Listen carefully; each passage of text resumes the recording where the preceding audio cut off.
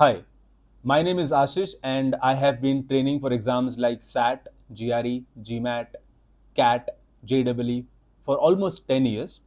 And over these years, I've realized that students commit mistakes in minor details of maths. They miss out on few conditions which they should have paid attention in the school days, but maybe because of the burden of syllabus or some other subjects, they could not pay attention to those minor details. And in this series, I will try to take care of all those small details of maths which is needed to write these kind of tests. For instance, let's say we are in a situation where ax is equal to 5x and I have been asked to find the value of a. Now, a lot of people would just cancel out x on both sides and say, oh, a is 5. But you can't cancel x like this. You can cancel x only in one condition. You can cancel x in just one condition when x is not 0. Then only you can cancel this. Because if x is 0, you understand, if x is 0, then you cannot cancel x. Why?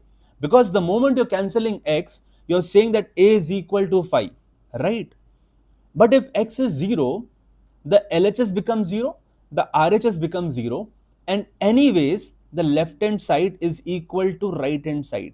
Now, for that, a need not be 5 because when you're cancelling x, you're saying that a is 5. But here a could be anything. Right? A could be 4, a could be 6, doesn't matter because x is 0. So left hand side is anyways equal to right hand side.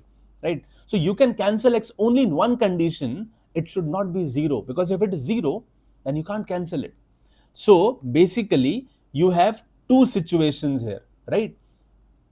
So the two situations are either x is 0 or not 0, right? So if x is 0, then LHS is equal to RHS, irrespective of what A and B are, right? Maybe A is 5, B is 5, both are equal. Or maybe A is 5, B is 6, means they are not equal. It doesn't matter because x is 0, so LHS is anyways equal to RHS, right? But if x is not 0, in that case, A is definitely equal to B. You have to cancel x, right? So before you cancel a variable, you have to make sure that the variable is not equal to 0. If it's equal to 0, you can't cancel it. And this condition has been tested in a lot of competitive exams. I'll take one example. Let's say we have a situation where tan theta is equal to 2 sine theta, let's say. And I'm asked the number of solutions here. So I'm sure a lot of you know that tan theta is sine theta upon cos theta. So it's sine theta upon cos theta equals to sine theta. Can you cancel x sine theta now? If it's 0, then you can't cancel it. So here, two situations will arrive, right? Either sine theta is 0, that's one of my solutions by the way, or sine theta is not 0. If sine theta is not 0, then you can easily cancel it, and you would say that 1 by cos theta becomes 2, or you'd say 1 by 2 becomes cos theta, right? So sine theta is 0. This is when theta is 0 degrees. This is one of my solutions, assuming that theta is an acute angle. And cos theta is half when theta is 60 degrees, right?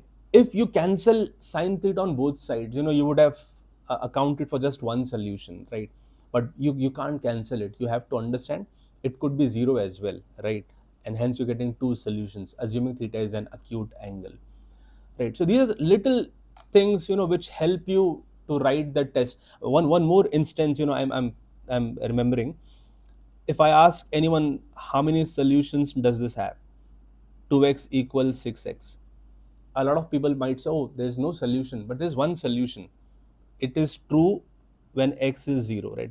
We still have one solution here, right?